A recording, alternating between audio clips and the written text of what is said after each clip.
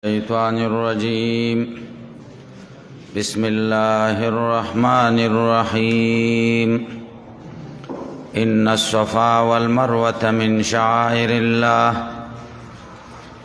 فمن حج البيت أو اعتمر فلا جناح عليه أن يطوف بهما ومن تطوع خيرا فإن الله شاكر عليم. درود شریف ہوئے اللهم صل علی محمد وعلى آل محمد صلیت علی اللهم بارک علی محمد وعلى آل محمد كما بارکت علی ابراہیم. د دې آیت کریمه مقصد بیان د دفع د یوې شبهې ده. شبهه دا وه صفا مروه باندې بوتان لګېدلي وو جاهلیت زمانه کې، چې کله اسلام راغی نو سعی بین الصفا والمروه ضروري شوه. نو د دوی زړونو ته دا توهم راته چې د صفا او مروه تعظیم د هغې بوتانو د تعظیم د وجې نه و. نو الله جواب کوي نه، سعی بین الصفا والمروه دا هغه د بوتانو تعظیم نه دی، بلکې دا مناسک د حج او د عمرې دي او آثار د اسماعیل علیه السلام او د هاجرې دي او د ملت ابراهیمی آثار دي. نو الله فرمایي ان الصفا والمروة من شعائر الله، یقینا صفا و مروه د نخو د عبادت د الله نه دي. فمن حج البیت، پس هغه څوک چې حج د بیت الله کوي، قصد کی د کعبې، او یا تمره یا عمره کوي، فلا جناح علی، نشته ګناه په ده ان یطوف بهما، چې سعی وکړي د دې دواړو. ومن تطوع خیرا، چا چې زیادت وکړو په ښه کار کې، فإن الله شاکر علیم، یقینا الله قدردان دی، علیم پویه دی. مناسبت د دې آیت مخکې سره دوه وجو نه دی. یوه وجه دا ده چې مخکې مناسک د حج ذکر شوي،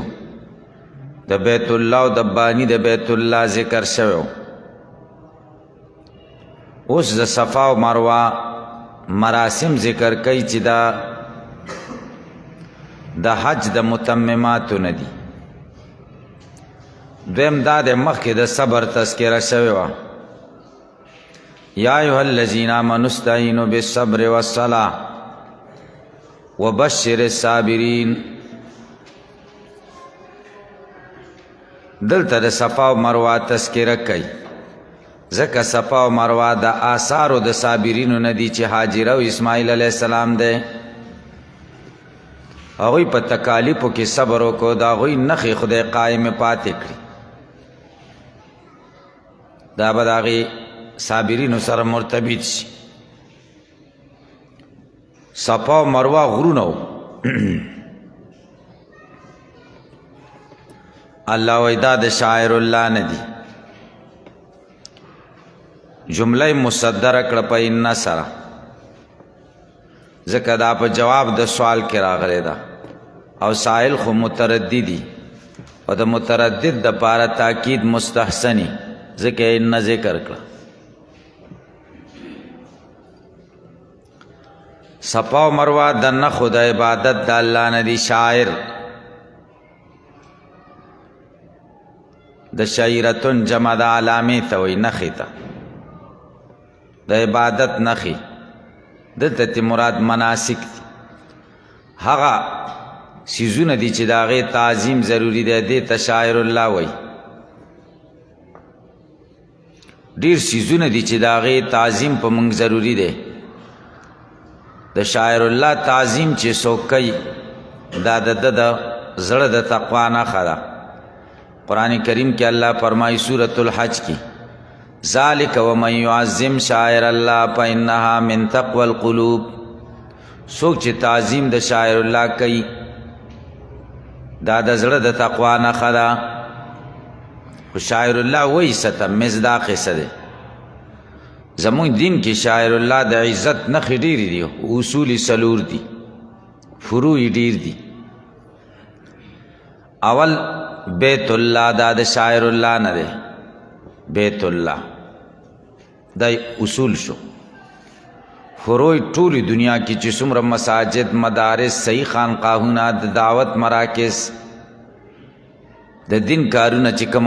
ځایونو کې کېږي او د دین د کارونو لپاره مختص شوي ټول شاعر الله کې داخل دي. شاعر الله توهین څوک کوي او خطرناکه خبره ده. جمعات توهین څوک کوي نو دا د اسلام نه بهر کېږي. دویم رسول الله دا شاعر الله کې دی، دا د اصولو نه دی. فروع ډېر څیزونه دي. څومره علما چې دي دا شاعر الله دي، ځکه د رسول الله صلی الله علیه وسلم وارثان دي. نو دا فروع شو، دا ټول شاعر الله کې راځي. ځکه زمونږ د فقه کتابونو کې دا دي چې د عالم توهین څوک کوي من حیث انه عالم،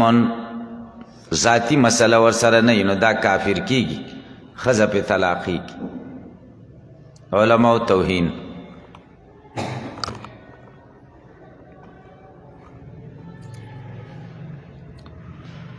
دریم نمبر کتاب الله دا د شاعر الله نه دی، خدا کتاب الله قرآن دی. دا اصول شو، د اصولو نه دي.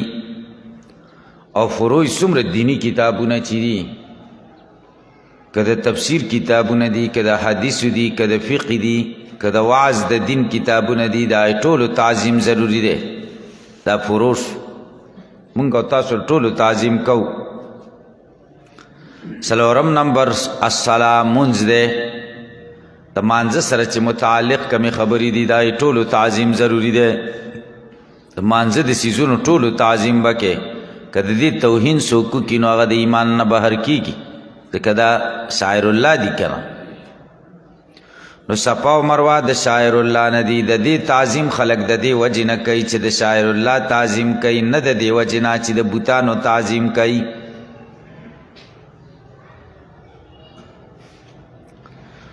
څوک چې حج د بیت الله قصد وکړي او یا زیارت ته د لاړ شي، اعتمار عمره زیارت ته وایي، حج قصد ته وایي لغتاً، فلا جناح علیه یطوف بهما، ګناه نشته د دې نه چې دی طواف وکړي د دې صفا او د مروه سعی وکړي.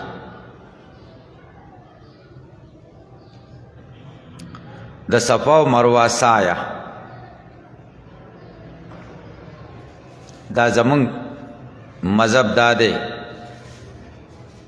چې دا واجب ده. امام احمد رحمه الله په نیز مستحب ده سعیه، او د امام مالک او د امام شافعي رحمهم الله په نیز باندې فرض ده. دلته به تاسو اعتراض وارد شي، فلا جناح دا خو د اباحت لفظ دی، دین وجوب نه ثابتېږي، نو تاسو ورته څنګه وجوب وایي؟ فلا جناح علی گناہ پکې نشته نو مباح شو که نه. وجوب څنګه د فلا جناح نه معلومه؟ جواب دار چې نزول د آیت د دې لپاره شوی چې خلکو دا ګناه ګڼله، نو الله نفی د اسم وکړه، فلا جناح علی نشته پکې ګناه. د حکم د پاره نزول د آیت نه دی شوی، بلکې د رفع د ازالې د توهم او د شبهې د پاره شوی.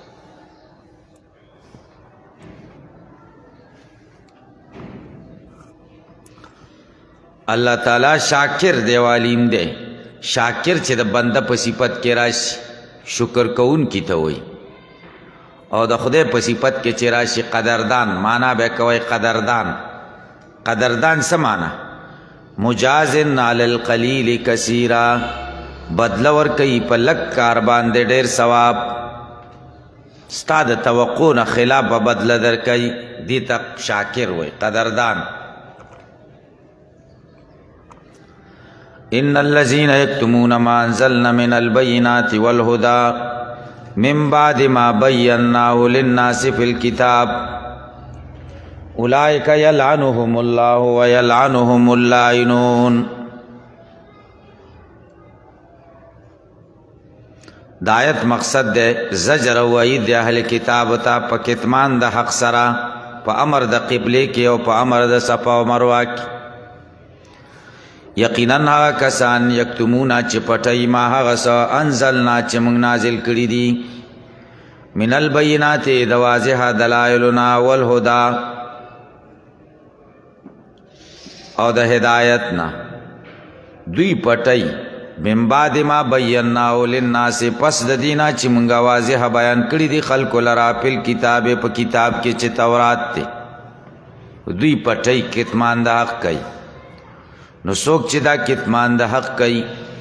اولئک دا کسان یلعنهم الله لعنت کوي په دوی الله تعالی ویلعنهم اللاعنون او لعنت بو کی په دوی باندې لعنت کوون کی. لاعنون هغه چا چې چا نه لعنت راځي ټول په لعنت کوي. نو مقصد دا زجر شو وعید شو کاتمینو د حق لره. مناسبت مخ کی سره دا دی مخ کے بیان د صفا و مروه دیاد کی وعید دے دا هغه چا د پاره چې هغه کتمان د احکام الهیو کوي په امر د قبله کې چې صفا و مروه هم د اجزاونه ده.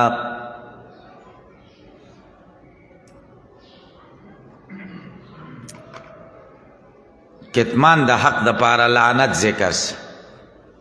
کاتمین د حق ملعونین دي او صرف د الله ملعونین نه دي د لاعنین و ملعونین هم دي. حضرت ابو هریره رضی الله تعالی عنہ فرمایي چې رسول الله صلی الله علیه وسلم فرمایلی دي من سئل عن علم یعلمه چانه د علم د مسلې باره کې تپوس شي چې دل ورزي فکتمه بیا پټه کی الجمه الله یوم القیامت بلجام من النار. قیزی به ورواچي د الله تعالی د قیامت ورځ قیزی د اور خلی کې ورته د اور قیزی ورواچي تا حق ولې پټ کړو. خو ګوري دا حق کار کول دار چا کار نه دی. صرف دا مسله تعالی په علاقه کې درتلا دا بل چاله نه ورتلا. نو په تا کار کول ضروری دي چې تبه ښکارا کې او که نور چالم ورتلا په بل چا د حواله ورکړم نو خبره ده. تا ته دغه مسلې پورا اړخونه نو معلوم نو په چا حواله ورکا غټ عالم باندې حواله ورکا دا په کتمان حق کې نه راځي. یا دا یو خبره خو تا ته پکې د ضرر اندیشي چې تا ته خلک ضرر در رسي بیا د بیان او نه کنو خیر دی تا ته څه ګناه نشته. تا ته پکې څه ګناه نشته. دې ټولو دپاره د بیان د حق د پاره شرایط علم په مسلې حکمت صبر دا ټولې خبرې ضروری دي. ځکه مسله بیانول دا تکمیل غیر دی او تکمیل غیر د پاره درې شرطونه دي. علم بالمسله، دویم حکمت څنګه بیانول کم ځای کې بیانول، دریم نمبر صبر. تا ته پکې تکلیفونه رسیږي ته صبر کولی شي نشي کولی څومره اندازه صبر کولی شي. موږ غلط فهمۍ کې یو کشران مولیان یو او زه حق بیانوم دا حق زه نشم پټولی موږ دا کوو که نه ایسته په دې کې د ممبر نه م څوک راوغورځوي داسې ده نه زه به حق بیانوم بس خلک بیا توهین او بېعزتي وکړي. نه په دې حق بیانولو کې تا ته ثواب نشته چې تا خلک بې عزته کوي. غټ خلک شته دی هغې باندې حواله ورکړه چې دا مسله هغې نه لږ تپوس وکړئ. تاسو په دې خبره پوه شئ. هر څه ذمه دار موږ ځان جوړ کړو. د هر څه ذمه داري قبلول نه دي پکار. داسې مسله بیانول چې تا له درځي او ضرورت نو ښه خبره ده.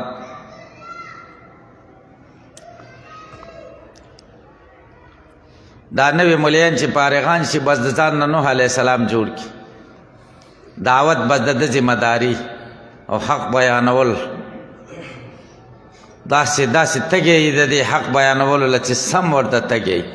چې دوه درې ځلې د منبر نه راګزار کړي نو ایله یخ شي بیا تجربه وشي که نه تجربه په دې پیدا کېږي چې سړی وهل وخوري هر څه کې احتیاط ډېر ضروري دی بل سنجیدګي ډېره ضروري خبره ده هر څه به سنجیدګۍ سره کوئ سنجیدګي ټولو اړخونو له به ګورئ مصالحو ته فایدو له زه دا خبره کوم فایده پکې څومره ده او نقصان پکې څومره دی نقصانات او فایدو ټولو له کتل پکار دي هله به کار کېږي او چې مونږ یو ځای کې یوه خبره بیان کړو هغه دومره ډېره ضروري هم نه وي ضروري هم نه وي او بس ایسته بس هر څه خبره خلاصه شي دومره د خلک ووهي چې بس بیا خبرې بیانولی هم نه شي نو بیا به پې څه وکړي نو ګورئ کاتمینو د حق دپاره لعنت ذکر شوی دی د الله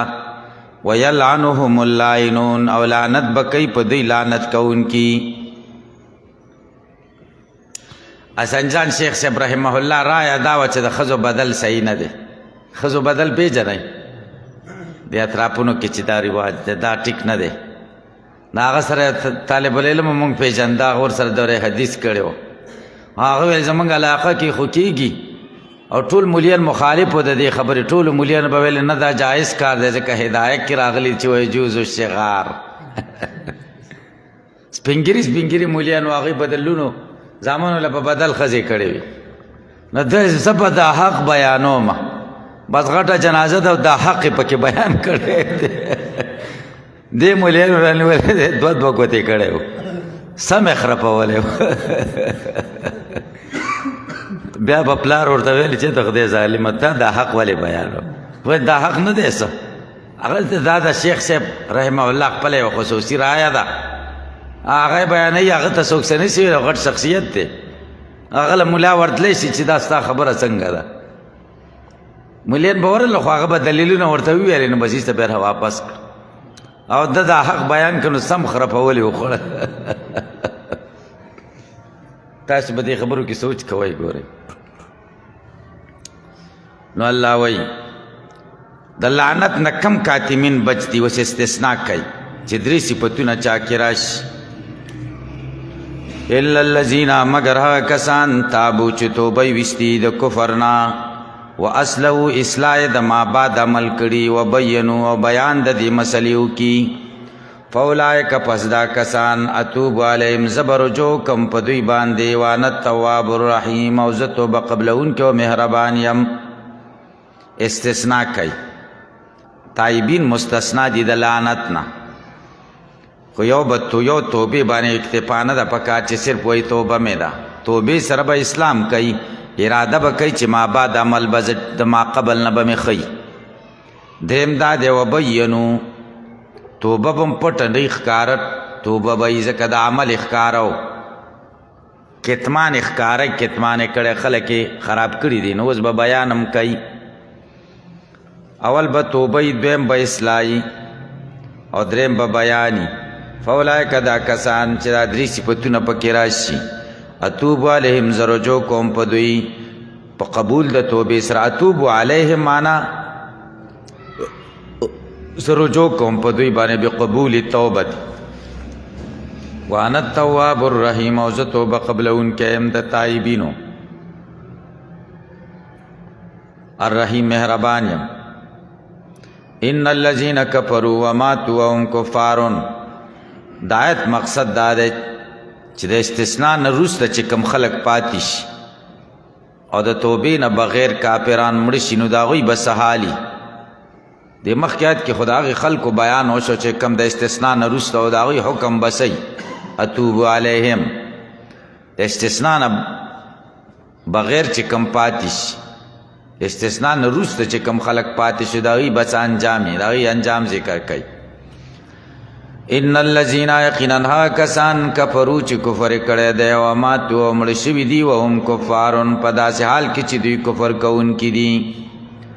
اولئک دا کسان علیہم لعنت اللہ پا دوی باندے لعنت دا اللہ دے والملائکت یو دا ملائکو دا اللہ تعالی والناس اجمعین او دا انسانانو طولو لعنت تے پک خالدین فی ہمیشہ بی پا دے لعنت کے لا یخفف عنہم العذاب نبس پا کول کی گی دا دوی عذاب ولا هم ینصرون او نبدوی تا محلت ورکول کی گی بغیر د توبې نمړ شي الذین کفرون هغه مراد وماتوا وهم کفار اولئک علیهم لعنت الله دا لعنت په دوی باندې په جمله اسمیه سره ذکر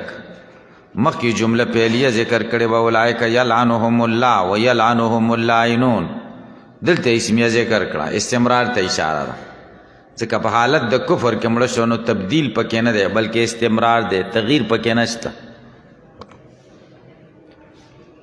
او د ملائکو لعنت پی والناس اجمعین د ناس نسوک مراد دی مومنان تی مراد دی د مومنانو لعنت تیم پی دویم قول دار چې د ناس نه مراد مومنان او کافران دی د مومنانو د کافرانو دواړو لعنت پی نو سوال بواری چې کافران خود دوی په شان کافران دی هغوی خو په لعنت نه وایي کنه جواب دا چې قیامت کې خو په لعنت وایي کنه کلما دخلت امة لعنت اختها یو ډله دوزخ ته داخله شي د دې نه مخکې چې کومه ډله داخله شوي هغه به په لعنت وایي که نه او سورة العنکبوت 15 آیت کې دی ویلعنو بعضکم بعضا لعنت به کوي بعض ستاسې په بعضې نورو نو کافران به پم لعنت کوي وإلهکم اله واحد لا اله الا هو الرحمن الرحیم اوس هغه مسله ذکر کوي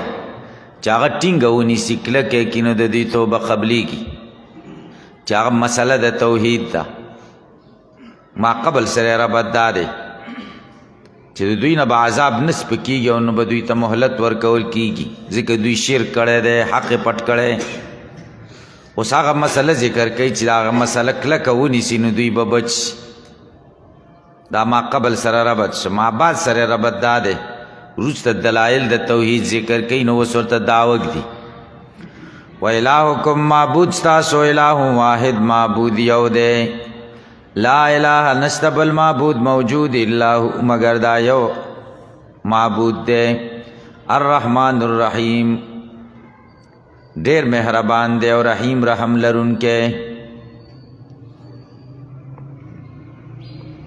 دا دعوت توحید شو په دې اوس دلایل پیش کوي و دلیلونه په دې یو آیت کې پیش کوي ان فی خلق السماوات والارض یقینا په پیدائش د اسمانونو او ځمکو کې واختلاف اللیل والنهار او په اختلاف د شپو د ورځو کې والفلک التي او هغې کشتۍ کې تجری چې بهیږي په البحر په دریاب کې بما ینفع الناس په سبب د دې چې نفع رسوي خلکو ته وما هغه څه انزل الله چې الله نازل کړي دي من السماء د اسمان نه من ماء صوبا په احیا به الارض دا ژوندی کړي دا په دې باندې ځمکه بعد موتها پس د خرابوالي د هغې نه وبس خوار کړي دي پیا په دې ځمکه کې من کل دابه هر قسمه زنده سر وتصریف الریاح اوړول راوړول د بادونو والسحاب المسخر بین السماء والارض هغه ورځ چې تابعدار ده د حکم الهي په مابین د اسمان او د ځمکې کې په دې ټولو څیزونو کې لآیات خامخا نښې د قدرت دي لقوم قوم د پاره یعقلون چې هغوی پوهیږي عقل لري نو فی خلق السماوات سره د ټولو معطوفاتو نه دا خبر مقدم دی د ان د پاره او لآیات لقوم یعقلون دا اسم مؤخر دی د ان د پاره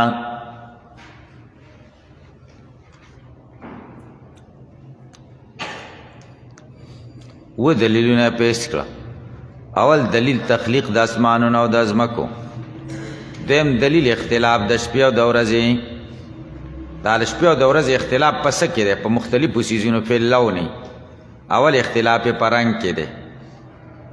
شپه توره ده او ورځ چې کومه ده سپینه ده دویم والطول والقصر اختلاف په اوږدوالي او لنډوالي کې دی کومه یوه چې لنډی نو بله به اوږدی خیال هم کړی که دریم اختلاف وتعاقبهما فی الذهاب والمجی پتلو او راتلو کې اختلاف دی دواړه یو ځای نه راځي اوس ورځ د شپه نشته چې شپه راشي بیا ورځ نه اتفاق نه کوي نو اختلاف څه کنه نو دا اختلاف اوس شپه راغلې ده ورځ راغلې ده شپه څه شوه موږ ته پته نشته چې دا کوم ځای ته لاړ شپه چې راشي دا ورځ کوم ځای له ځي دا اختلاف دی اوس موږ له پته نه لګي دا خدای د توحید دلیل شو دریم والفلک التي کشتی تجری فی البحر چې روانۍ په دریاب کې بما په سبب د هغې ینفع الناس چې پیدا رسوي خلکو ته کشتی دا له خدای د توحید دلیل دی کشتی دومره ورکوټې کاڼې راواله او دریاب کې واچوه نو حرکت طبیعي څه دی لاندې به ځي د اوبو ویښته به ځي او څومره وزني کشتی د وزن یې څومره زیات دی او دا په دې دریاب کې روانۍ د اوبو په سر روانۍ دا نه ډوبېږي او څومره مالونه پکې باري او څومره ګاډي پکې راځي څومره غټې غټې بلاګانې کتلیم دي که دا د خدای د قدرت او د توحید دلیل دی دا د فلک جمع مفرد او جمع دواړه استعمالېدی شي وما انزل الله من السماء من ماء څلورم دلیل هغه چې الله نازل کړي دي د اسمان نه من ماء څه اوبه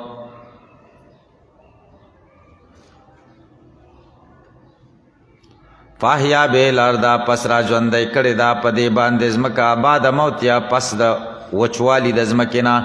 موت الارض مراد بعد من بعد موتیا معنا من بعد یبسها پس د وچوالي د هغې نه وبس فیها خوار کړي دي فیها ای فی الارض په ځمکه کې من کل دابه دا قسمه زنده سرنا دابه څه ته وایي کل ما یدب علی الارض په ځمکه چې څه ځي راځي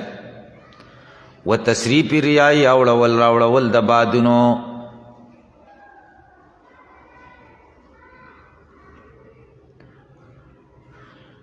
بادونه اوړی راړی کله یخی بادونه کله ګرمی کله تیزی کله نرمی کله عقیمی کله لواقحی عقیم هغې ته وایي چې اسم پکې نه وي لواقع هغې چې وریځې بلار بي کي او باران پرې راوشي او قبول بادی دبور بادی شاده طرف نه او جنوبی او شمالی دا قسمونه د بادونو دي دا اړی راړی کله یو قسم بادی کله بل قسم والسحاب المسخر بین السماء والارض هوریز چې مسخره ده د اسمانونو د ځمکو په منځ کې راغورځېږي نه او څومره فایدې دي پکې په دې ټولو څیزونو کې لآیاتن نخې د قدرت یا قوم لره یعقلون یعقلون څه معنا ده ینظرون بعیون عقولهم چې دوی ګوري د عقلونو په سترګو باندې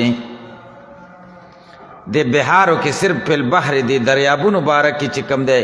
امام رازی رحمه الله تفسیر کبیر کې دومره تفصیلات ذکر کړي دي غټ غټ دریابونه ښودلي دي چې د هغوی اوږدوالی څومره دی او د کم ځایونه را روان دي او کم کم ځایونه خړوبی سړی حیران پاتې شي دا خدای د قدرت دلایل دي ځکه ټوله ځمکه چې کومه ده نه هیڅ وچه ده په سلو کې او یو یا دریابونه دي یو یا په سلو کې نو گویا کې دا ټوله دنیا درې حصې کې نو دوه حصې دریاب دی او یوه حصه د یوې حصې نه څه کمه وچه ده نو توحید مسله ثابته شوه سره د دلایلو و زجر ذکر کوي د مشرکینو دپاره د آیت مقصد دی زجر الزجر للمشرکین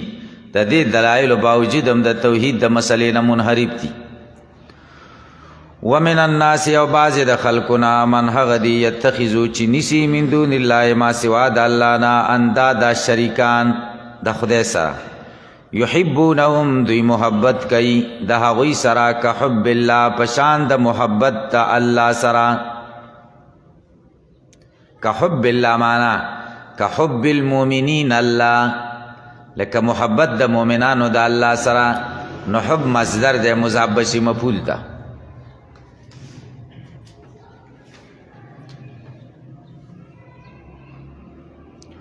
والذین کسان آمنو چی ایمان راوړی اشد ډېر سخت دي حبا د جهت د حب نه لله د الله سره ولو یری الذین کچری پوه شي هغه کسان ظلمو چې ظلم کړی په اتخاذ د اندادو سره اذ یرون العذاب په هغه وخت کې چې وګوري عذاب چې کله دوی پوه شي ان القوة لله جمیعا چې یقینا طاقت د نجات د الله سره دی ټول نو دوی به سخت خپش او سخت افسوسونه به وکړي خو فایده به نه کوي جواب د لو حذف دی نو جواب دا دی ولو یری الذین ظلموا اذ یرون العذاب ان القوة لله جمیعا لوقعوا من الحسرة والندامة فیما لا یکاد یوسف دوی به په داسې حسرت او ندامت او افسوس کې واقع شي چې هغې بیان نشي کېدی وان الله شدید العقاب عذاب او په دې پوه شي چې یقینا الله سخت دی په عذاب ورکولو کې الذین ظلموا دا پایل د یرا دی ان القوة لله جميعا وان الله شدید العذاب دا معطوف او معطوف علیه دا مفعول د یرا دی قائم دی په مقام د دوه مفعولونو د یرا کې او په یرا باندې لو داخل شوی دی دا جواب هم غواړي نو جواب حذف دی ولو یری الذین ظلموا اذ یرون العذاب ان القوة لله جميعا وان الله شدید العذاب لوقعوا من الحسرة والندامة فيما لا يكاد يوسف دومره حسرت او افسوس کې به دوی واقع شي چې دا بیان نه کیږي دا مطلب دلته اعتراض دی لو او از دا خو خاص دي د ماضي پورې دلته تیروسته مستقبل څنګه راوړو یارا او از یاراونه جواب داده چې دغه رؤیت د ظالمانو عذاب لرا دا متحقق دی او کم شی چې متحققي هغه د ماضی سره مشابه وي په تحقق کې نو دا اگر چې مضارع دي خو پر شوي دي کل ماضی په تحقق کې د ماضی په شان ګرځول شوي دي ځکه په لو او از داخل شوی دی خبرې تم خیال دا نه غي یاراونه او یارا دا خو مضارع دي خو په تحقق یقیني دی کنه چې کوم شي تحقق یقیني هغه کل ماضی شي ځکه ماضی متحقق الوقوع کنه ځکه یقیني واقع شوی کنه هر کله چې دا متحقق الوقوع شنو د ماضی په شان شو او په ماضی خو لو او از داخلي کې نو په دیم داخل شو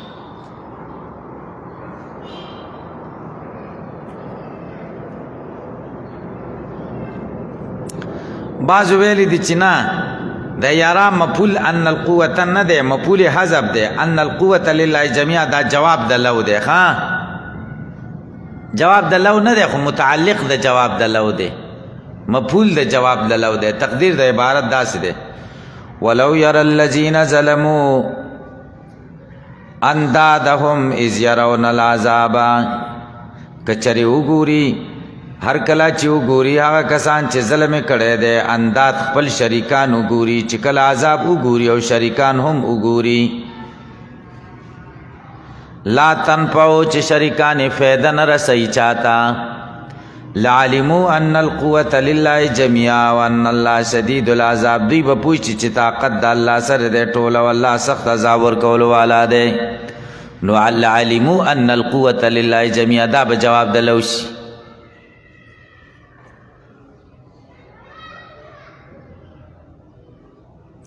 استبرأ الذين اتبعوا من الذين اتبعوا ورأوا العذاب وتقطعت بهم الاسباب اوس مکالمه ذکر کوي د تابعین او د متبوعین بی دیني کې د تابع او د متبوع بیان کوي دا استبرأ الذين دا بدل دی د اذ يرون العذاب نه سوال دار چې بدل او د مبدل منه په من کې فصل راوړې ان القوة لله جميعا وان الله شدید العذاب پمنس دا ولی جواب دار دے طول دا بدل دا وجنا بدل دی روگ دو نو ذکر دا مینس کے پاسے لجائز شو دویم قول دار چې نا اذ تبرأ الذین دا ضرب دی د شدید العذاب د پاره الله سخت عذاب ورکی کله ورکی اذ تبرأ الذین اتبعوا دریم قول دار چې دا مفعول دی د اذکروا د پاره اذکروا اذ تبرأ الذین اتبعوا هدایت عنوان او مقصد د تخویف اخروی او تبری د متبوعین او د باطل د تابعین نه په باطل کې باطل او مشرانو نه به کشرانو نه به مشران بیزاري وای به زمونږ به نه منله موږ پسې ولې راتلی تاسو ته چا ویلي چې زمونږ خبره ومنئ اذ تبرأ الذین یاد کئ هغه ورځ تبرأ الذین چې بیزاره به یا کسان اتبعوا چې د هغوی تابعداري کړلې شوې ده رؤسا مشران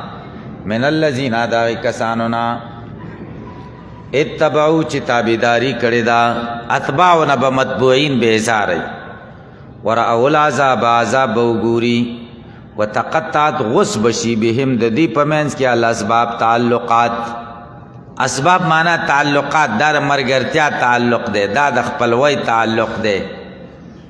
دا د کاروبار د شراکت تعلق دی هر څه به ختم شي ایس تعلق به نه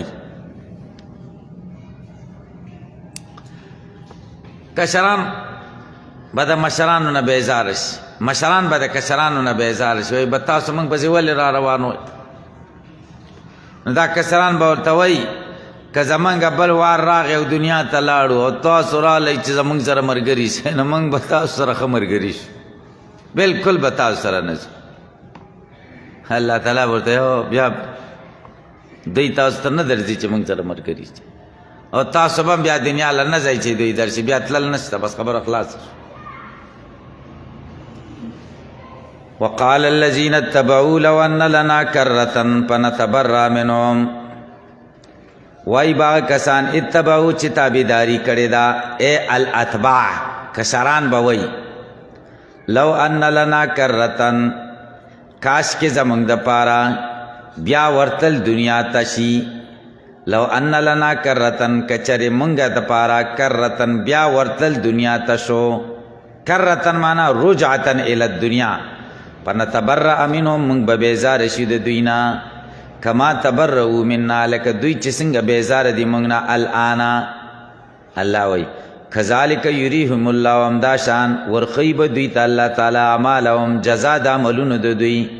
حسرات علیهم افسوسونه به په دوی باندې وما هم نه به دوی بخارجین وتنکی من النار د اورنا به وتل نه چې دوی وایي چې بیا که موږ ته ورتلل شو دنیا ته بیا به د دوی نه منو بیا ورتلل نشته یا ایها الناس کلوا مما فی الارض حلالا طیبا ولا تتبعوا خطوات الشیطان انه لکم عدو مبین دې ځای نه اوس د مشرکینو تحریمات بیانېږي هغه حرام چې خلکو د ځان نه حرام کړي دي حلال باغی چې خدای ست حلال ویلی حرام باغی چې خدای ست حرام ویلی مشرکین ست حلال ویلی یا ست حرام ویلی هغه نه حلالېږي او نه حرامېږي مخکې رکو کې بیان د طریقې د حصول المالو دلته بیان د صرف المال دی او دا تعلق نیسی د تدبیر المنزل سره مسله د تدبیر المنزل پورې متعلقه ده یا ایها الناس خلقو کلوا خورئ مما دا غسنا پلر دی چې پزمک کی دی حلالا روا طیبا پاکیزا ولا تتبعوا خطوات الشیطان تابعداری مکوئ د قدمونو د شیطان انه یقینا دا شیطان لکم دستا سود پارا عدون دشمن مبین خکارا دا آیت نازل شوه دا چا بارکی بهایر او سوائب چې چا بزان حرام کړیو هغه ساروی چې با پیرانو په دغه پنوم به پرې خو دو بوتانو پنوم کلو کی دا امر د اباحت د پاره د وجوب د پاره نه ده مما پلار ده کې من د تبعیض د پاره ده باز هغه چې پزمکه کی دي حلالن هغه چې حلال دي طیبا پاکیزا دا حلالن دا مفعول به ده د کلو د پاره یا حال ده د مما پلار د پاره کلو خری دا غسنا چې پزمکه کی دي په داسې حال کې چې حلال دی او طیب دی حلال او طیب کې فرق شته؟ او حلال هغې ته وایي چې اذن شرعي پکې وي، که ستا طبیعت یې مني او که نه مني. طیب هغې ته وایي چې اذن شرعي پکې او ستا طبیعت یې مني، دې ته طیب وایي. مولا خان اوس روا دي اذن شرعي پکې شته، حلال دي که نه، ستاسو طبیعت یې مني نو طیب نه دي. پې پوه شوئ؟ ولا تتبعوا خطوات الشیطان. خطوات د خطوتون جمع د قدم ته وایي، دلته ته مراد طرق دي، طرق. ولا تتبعوا خطوات الشیطان ای طرق الشیطان. شیطان خبرې مه منئ. ولې نه منئ؟ دا علت د نهی دی. انه لکم عدو مبین، دا جمله معلله ده. دی ستاسو دشمن دی او دشمني م ښکاره ده، څه پټوالی هم پکې نشته. دویم علت ذکر کوي د شیطان ولې مه منئ. انما یامرکم، یقینا شیطان امر کوي تاسو ته بالسوء والفحشاء، ناکاره کارونو باندې، والفحشاء او بې حیایۍ په کارونو، وان تقولوا علی الله، او په دې امر کوي چې تاسو منسوب کوي الله ته ما هغه څه لا تعلمون چې تاسو ته علم نشته د هغې د حرمت، او تاسې خدای ته منسوب کوي چې دا خدای ویلی دي چې دا حرام دي. دلته قول په معنا د نسبت سره دی. وان تقولو چې تاسې منسوکه صله کې اعلی راغلی. شیطان تاسو ته په درې خبرو امر کوي، یو په سو، دویم په فحشا، او دریم په افتراء علی الله، په خدای دروغ جوړول. وان تقولو علی الله مفاد افتراء علی الله ده، په حل او حرمت کې په خدای باندې افتراء وکړي. سوم ګناه ته وایي، فحشام ګناه ته وایي. فرق پکې څه دی؟ یو فرق دا دی چې سو هغه قبیح ده وایي چې خدای ته منع کړي او معاشره کې خلک بد نه ګڼي. فحشا هغې ګناه ته وایي چې خدای ته منع هم کړی دا، معاشره کې هم خلک بد ګڼي، معاشره کې هم خلک نه خوښوي، دې ته فحشا وایي. دویم دا دی چې سو هغې ګناه ته وایي چې په هغې کې حد نشته. فحشا هغې ګناه ته وایي چې په هغې کې حد دی. دریم دا دی چې سو هغې ګناه ته وایي چې خلکو ته سړی بیانولی شي. فحشا هغې ګناه ته وایي چې څوک یې خلکو له نشي بیانولی. دا د سو لفظ قرآن کریم کې په مختلفو معنیو سره استعمال شوی دی. 14 معناګانو باندې سو لفظ استعمال شوی. اول سو په معنا د شدت سره. سورة البقره 46 یسومونکم سوء العذاب، در سکل به تاسو ته سخت عذابونه. دویم سو په معنا د عقر، زخمی کېدلو. سورة الاعراف 1 نمبر آیت لا تمسوها بسوء. 3 لا تمسوها مرسوی تاسو دی اوخی تا زخم. دریم سو په معنا د زنا سره. سوره یوسف 15 آیت ما جزاء من اراد باهلک سوءا، څه د جزا د هغه چا چې اراده کړي ستا اهل سره سوء د زنا. څلورم سو په معنا د برګي مرض سره. سورة القصص 2 بیضاء من غیر سوء، لاس مسپین دی د موسی علیہ السلام من غیر سوء، بغیر د مرض د برګي نه. پنځم سو په معنا د عذاب سره. سورة النحل 20 آیت ان الخزي اليوم والسوء على الكافرين، یقینا د نن ورځې رسوایی وسوء او عذاب. شپږم سو په معنا د شرک سره. سورة النحل 23 ما كنا نعمل من سوء، منګه شرک نو کړی. وم سو په معنا د شتم سره کنځلې. سورة النساء 33 لا يحب الله الجهر بسوء، نخوخی الله جهر بسوء په کنځلو.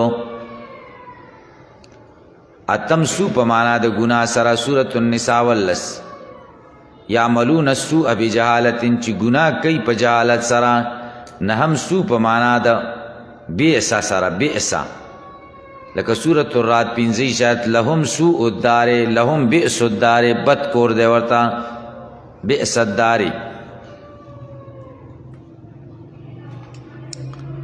لسم په معنا د ضرر سره، بیماری سره. سورة النمل 2 ويکشف السوء مرض بدر نه لري کی او نور معناګانې ډېرې راغلي دي دلته د سوء نه مراد ګناه ده وَإِذَا قِيلَ لَهُمُ اتَّبِعُوا مَا أَنزَلَ اللَّهُ قَالُوا بَلْ نَتَّبِعُ مَا أَلْفَيْنَا عَلَيْهِ آبَاءَنَا أَوَلَوْ كَانَ آبَاؤُهُمْ لَا يَعْقِلُونَ شَيْئًا وَلَا يَهْتَدُونَ او چې کله ویلې شي دوی ته تابعداري کوي دا غصه انزل الله چې الله نازل کړی دي قالو دوی وی بل نتبعو بلکې مونږه تابعداري کوو ما دا غصه الفینا علی آبانا چې مونږ بیا موتی دي باغې باندې پلاران زمونږه اولو کان آباؤهم اگر که پلاران د دوی لا یعقلون شیئا نه پوهېدل په هیڅ شي ولا یهتدون او نه لاره موندلې وه داسې پلارانو پسې ځي چې نه پسه پوهېدل او نه لاره صحیح وه وإذا قیل لهم کې دا ضمیر خلکو ته راجع دی سوال دار انما یامرکم بالسوء یا ایها الناس کلوا مما فی الارض او خطابات تو کنه وإذا قیل لهم ودلته غایب ته لاړ چې کله دوی ته ویلی شي د اذا قیل لکم په ځای غایب ولې ذکر کړه جواب دار چې التفات وکړو د خطاب نه غایب ته ښه دلته د التفات پیدا څه ده هر ځای کې به د التفات پیدا یي که نه فایده یې دا ده تنبیه ورکوي چې د فرط جهل د وجې نه د بېعقلۍ د وجې نه دوی د خطاب اهل نه دي دا خو ډېر جاهلان دي د خطاب اهل نه دي دوی تر غایب الفاظ استعمالول پکار دي وإذا قیل لهم چې کله د مشرکانو یا یهودیانو ته ویلی شي اتبعو تابعداري وکئ ما انزل الله ته راشئ چې قرآن دی هیل او حرمت درته ما انزل الله بیان کړي قالو دوی وی بل نتبعو ما الفینا علیه آباءنا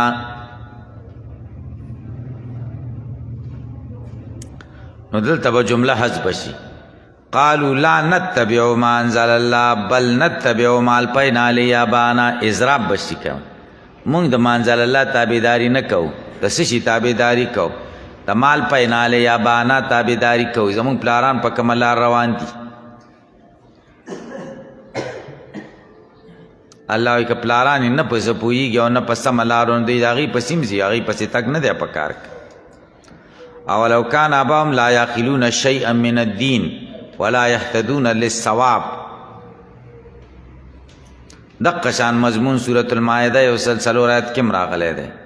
سوره لقمان یویش آیت کم راغلی دی سوره زخرف 22 کم راغلی دی تاسو باندې به اعتراض وارد شي بعضې دلته چې کوم دی مال پینا علیه آباءنا دی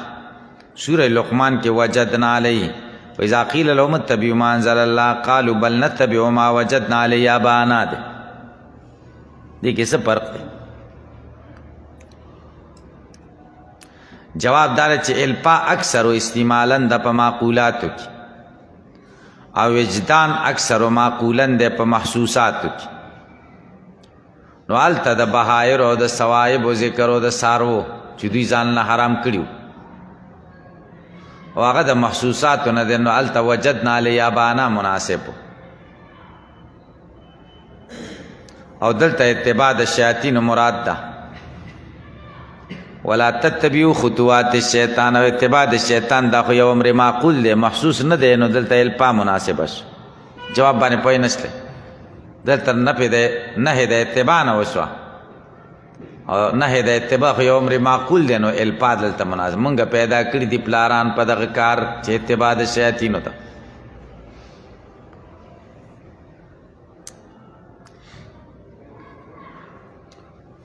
بعض خلکو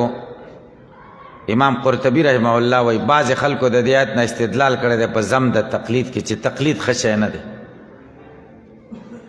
نو بیا اخره کې وی وهذا فی الباطل صحیح دا خبره په تقلید باطل کې صحیح ده چې ناروا کار کې د مشرانو پسې ځي هلکه دا غلط کار ولې کې دا کار زما پلار کړی دی زه به خامخا کوم نو ټیک شو دا خبره نه ده اما تقلید په الحق په حق خبره کې په اجتهادي خبرو کې په غیر منسوسی خبرو کې تقلید په اصل من اصول الدین دا خو یو اصل دی د دین د اصولو نه وعصمت من عصم المسلمین یو پناهګاو د بچاو ځای دی د مسلمانانو د بچ کېدلو چې د مصیبتونو او پتونو او فتنو نه بچ لکه سوره یوسف کې راغلي واتبعت ملت آبا ابراهیم و اسحاق و یعقوب تر پلاران یعقلون او یهتدون نو د هغوی پسې د تلو او اتباع تذکره ذکر کړې ده که نه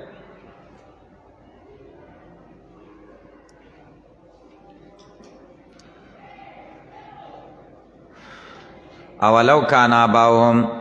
دا حمزه داخله شوې د پار پیا تب باندې دلته فعل جمله فعلیه مخکې مقدره ده اصل کې داسې دی ایتبعونهم ولو کان آباؤهم لا یعقلون شیئا ولا یهتدون ایتبعونهم ومثل الذین کفروا کمثل الذی ینعق بما لا یسمع الا دعاء ونداء صم بکم عمی فهم لا یعقلون آیت کې تمثیل د دائی ذکر کئی او تمثیل د مدعوینو ذکر کئی دائی نبی کریم صلی اللہ علیہ وسلم دے او مدعوین کافران دی کم کافران چې اتباع د شیاطینو کئی او تقلید د آبا او د اجدادو کئی او خبر ورته وکړي چې راشه وایي زه پلار نیکه په لاره ځم په غلطۍ کې نبی علیہ السلام ته وایي د دې نه تمه قطع کړه دوی یې سم نه کوي ایمان نه راوړي د دې داسې مثال دی لکه د سارو دائی چې شپونکې رمو سرولو والا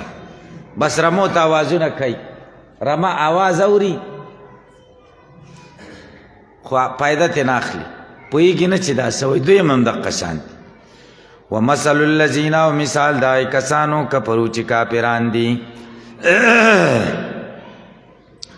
کمثل الذی پشان دا چا دے ینعقو چا آواز کئی بما وسطا لا اسمعو چناوری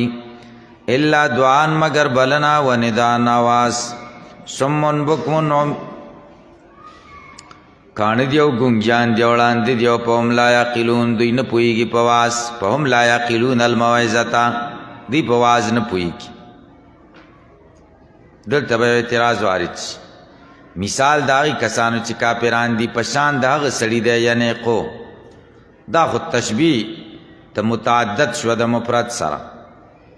مثال داغی کسانو چې کافران دی د کافرانو مثال د چا سره دی کمثل الذی جواب دار چې په مشبه کې مضاف حذف دی نو بیا به تشبیه د مفرد سره راشي تقدیر د عبارت داسې دی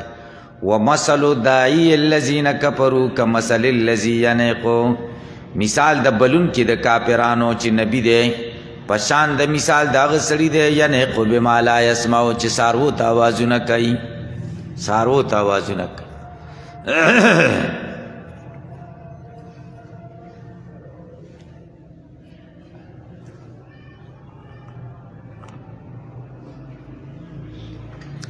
مثال د دائی کسانو چې کافران دي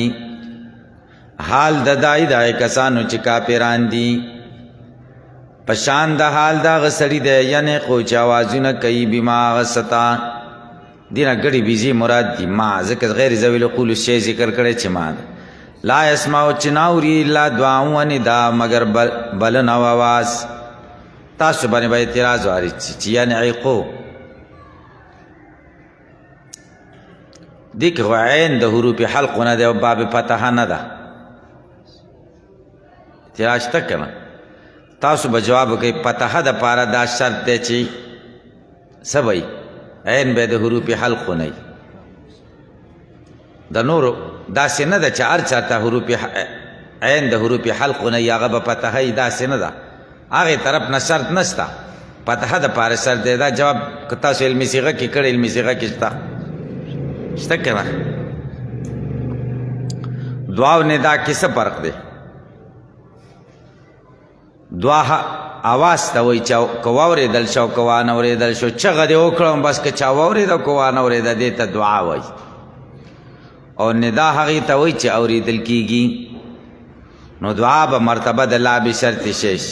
او ندا به مرتبه د به شرط شش به شرط سما نو دعا عام شو ندا خاص شو عموم خصوص مطلق هر ندا دعا دا او هر دعا ندا نه ده دوی کې عقل نشته سمن کان دی بکمن گنگیان دی عمیون لاندی تشبیح بلیغه ده فهم لا یعقلون الموعظة مفعول عذاب ده یا ایها الذین آمنوا کلوا من طیبات ما رزقناکم واشکروا لله ان کنتم ایاه تعبدون. ودوی اتباع د شیطان کولا پڅکی په تحریم د ما حلل الله کی خدای سه حلال کړی دی دوی بارامول شیطان په لمسون. دی آیت کې اوس محللات ذکر کړي ورپسې آیت کې محرمات الهیه ذکر کړي. حرام باغی چې خدای سه حرام کړي حلال باغی چې خدای سه حلال کړي شارع کړي. شارع الله دی نبی کریم صلی الله علیه وسلم مظهر د شارع دی. اے د ایمان والاو کلو خورئ من طیبات ما د پاک واو سیزونو نه رزقناکم چې موږ درکړي تاسو ته واشکروا لله شکر کوئ د الله ان کنتم ایاه تعبدون که چرې یی خاص الله لرا تعبدون چې تاسو عبادت کوئ. پاک هغه سیزونه چې خدای درکړي دی او حلال دي. طیبات ما رزقناکم من مستلزات یا من حلالات ما رزقناکم. مسلم شریف کی حدیث دے حضرت ابو ہریرہ رضی اللہ عنہ فرمائی کہ رسول اللہ صلی اللہ علیہ وسلم فرمائی دی ایوہ الناس اے خلقو اللہ پاک دے نہ قبلی مگر طیب وَإِنَّ اللَّهَ أَمَرَ الْمُؤْمِنِينَ بِمَا أَمَرَ بِهِ الْمُرْسَلِينَ. اللہ مومنان ته پاغه امر کړي چې پیغمبرانو ته پس امر کړي. پیغمبرانو ته ویلي دی یا ایها الرسول کلوا من الطیبات واعملوا صالحا. پاک چیزونه خورئ او نیک کار کوئ. مومنانو ته هم ویلي دي یا ایها الذین آمنوا کلوا من طیبات ما رزقناکم. ځکه په عبادات او په عمل صالح کې د پاک رزق ډېر اثر دی. چې رزق د پاک نو عبادت بم خکې دا نه ده چې خوراک درته میلاو شي او دا تپوس نه کې چې ښه دی او که بد دی خوند لدې پی که د خرې او که د سپی او ته وایې چې بس ما ته خوراک میلاو شي او بس چې هر چا او در چا عادت او در چا خیرات ته روانې نه لږ تپوس کوه چې دا څنګه سړی دی په چا شکونه هم نه دي پکار. وشکرو لله شکر کوئ د الله په نعمو ان کنتم ایاه تعبدون کچری تاسو خاص دی الله لرا تعبدون چې تاسو عبادت کوئ. اوس دا ټول سیزونه حلال دي حرام پکې هغه دي چې کم خدای ویلی دي چې دا حرام دي. خدای کم سیزونه حرام کړي. انما اوس محرمات الهیه ذکر کوي. انما بشک هم دا خبره ده حرم علیکم المیت الله حرام کړي پتا سو باندې مردارا خوراک د مردارې والدم او خوراک د وینې ولحم الخنزیر او خوراک د غوښې د خنزیر وما خوراک د غسو هل بی چاواز شوی پاغي باندې لغیر الله بيد الله نه. دا سيزونه محرمات دي. خدای مجبوریت په وخت کې بیا خوړېس فمن تر غیر باغ هغه څوک چې مجبور شي مړ کېږي او بس مردار پرته ده غیر باغ په داسې حال کې چې دې لټون نه کوي د مزو ولا عادن او تجاوز نه کوي د حد نه پلا اسم علی نشته ګناه پدو چې مردار یې وخوړه. ان الله یقینا الله غفور بخون کې دی للذنوب رحیم مهربان دی حیث رخص فی اکل المیتا اجازت ورکړې ده پاکل د میتا کی. انما حرم علیکم المیتا دا انما د قصر د پاره راځي حصر. اوس به تاسو اعتراض وارد شي چې د محرمات او حصر خو په دې مذکوراتو کې نه دی چې میتا او دم او لحم الخنزیر و ما اهل به لغیر الله کنه د خره غوښه حرامه ده که حلاله ده او په دې کې نشته او دی وایم د قدر باندې حرام دي دا خو حصر شي. جواب در دا حصر اضافي دی بالنسبت په نسبت سره هغه څه ته چې دوی بس ذکر کول دوی چې څه ذکر کول په هغې څیزونو کې دا حرام دي. دا مطلب دی پوه شوئ. دا حصر په نسبت سره الی معتقداتهم دی د دې معتقدات الله حرام کړي دي په تاسو باندې المیتا. دلته به اعتراض راشي چې حرمت یو حکم الهي دی حکم شرعي او میته ذات دی او قاعده دا د اصولو چې احکام شرعیه نه متعلق کیږي د ذواتو پورې، دا متعلق کیږي د اوصافو پورې. او میته خو وصف نه دی، ذات. تاسو ته ما تحت لفظي ترجمه کې جواب وکړو که تاسو خیالي. ما درته ویل انما حرم علیکم اکل المیتة، اکل المیتة خوراک د مردارې. وکل خو وصف دی، الله حرام کړی دی تاسو ته خوراک د مردارې، او خوراک خو د اوصافو نه دی نو حل او حرمت ورپورې متعلق کیږي که. میته څه ته وایي؟ کل ما پارقه الروح من غیر زکاتن، چې روح تی جدا شوی بغیر د حلالۍ نه دې ته مرداره وایي، حلالۍ نه شوي. تاسو باندې به اعتراض وارد شي چې ملخ او دغه د مئی دا خو بغیر د حلالۍ نه روا دي که نه، ځکه حدیث کې راغلی دي احلت لنا میتتان و دمان، دو مردارې او دو وینې مونږ له روا دي. جواب دار چې میتې نه عرب پوهېږي که نه چې د میتې نه څه مراد دي؟ د سمک او د جراد نه بغیر. دا په عرف کې معلوم دي چې د میتې نه میته هغې ته وایي چې د سمک او د جراد نه بغیر، ځکه د سمک او جراد کې ذبح او زکات شته نه که نه. دم د وینې نه دم مسفوحه مراد ده چې هغه به نه خورئ بهیدونکې وینې، او غوښې پسې چې غوښو پټو پورې چې کومه وینه نښتي نو هغه خیر دی. پې پوه شئ؟ دلیل څه دی؟ دلیل سورة الانعام 115 آیت او دم مسفوحه، هلته دم سره وصف د مسفوحه راغلی دی که نه. ولحم الخنزیر باندې اعتراض دی چې د خنزیر خو هر څه حرام دي، نو غوښه یې څنګه یاده کړې ده غوښه؟ جواب دا جزء اهم ته اشاره کړې ده چې اجزای مهمه د خنزیر په دغه کې چې کوم دی غوښه یې که. وما هغه اهل به چې آواز وشي به په هغې باندې لغیر الله بې د الله نه وقت ذبح په وقت د ذبح کې. اهل به معنا رفع د صوت وشي پې د بت دپاره، لکه جاهلیت کې به ویل بسم الله والعزا، بسم الله والعزا، ما دا وما اهل به لغیر الله کې راځي. مقصود پې تقرب غیر الله ته، تقرب غیر الله.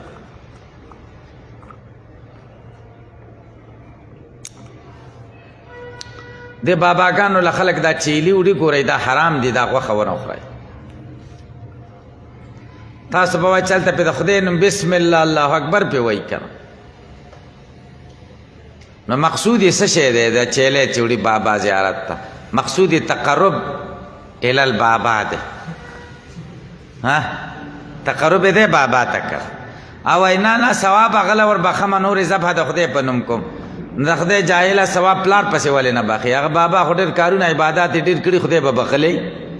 هغه محتاج نه دی ستا چیلي ته. او پلار دی محتاج دی. داسې مثال دی چې یو سړی دی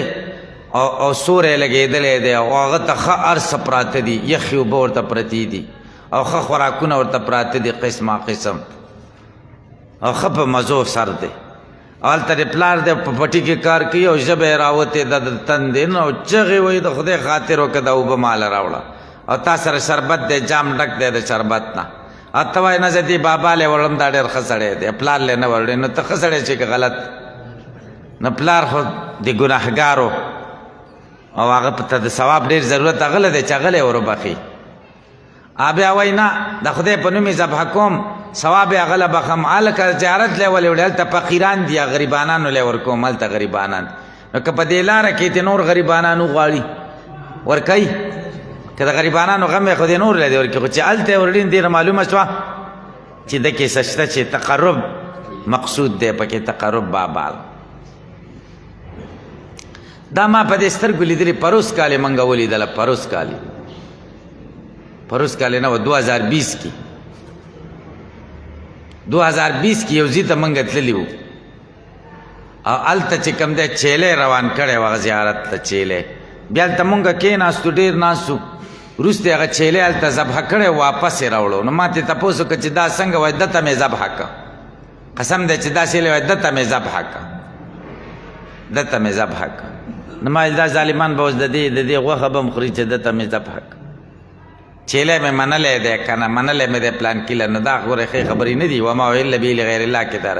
دې باره کې دا تفسیر دغه وګورئ معرف القرآن په دې مسلو کې. او د حضرت تانوی رحمه الله یو وړه رساله د ډیره بهترینه اصلاح الرسوم په نوم ډیره ښایسته رسالې دي د حضرت تانوی رحمه الله. دا ګورئ دې مسلو کې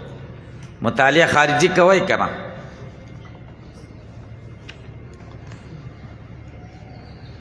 فمن اضطر غیر